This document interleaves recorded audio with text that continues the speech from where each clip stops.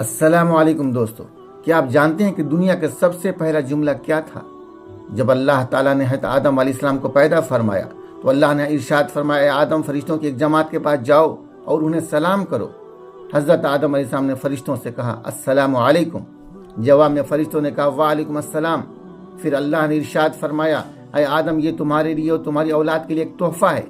یوں انسان کی زندگی کا آغاز سلامتی کے اعلان کے ساتھ ہوا۔ اللہ ارشاد فرماتے ہیں، جب تمہیں سلام کیا جائے تو تم اس سے بہتر سلام کرو یا کم از کم ویسا ہی لوٹا دو۔ پیارے آقا صلی اللہ علیہ وسلم کا ارشاد ہے، آپس میں سلام کو عام کرو۔ سلام کرنے والا گویا یہ وعدہ کرتا ہے کہ میری طرف سے تمہاری جان، مال اور عزت محفوظ ہے اور میں تمہارے لیے بھلائی کا خواہش مند ہوں۔ سلام اجنبی کو اپنا بنا دیتا ہے، نفرت کو خاموش کر دیتا ہے، دلوں کو جوڑ دیتا ہے۔ حدیث شریف کے مطابق پورا سلام کرنے پر 30 نیکیاں ملتی ہیں، اور آج کی سائنس یہ کہتی ہے کہ جب آپ مسکرا کر کسی کو سلام کرتے ہیں تو دماغ سے آکسیٹوسن اور انڈورفینز اور ڈوپامائن جیسے کیمیکل خارج ہوتے ہیں جو محبت، خوشی اور اچھے احساسات کو جنم دیتے ہیں۔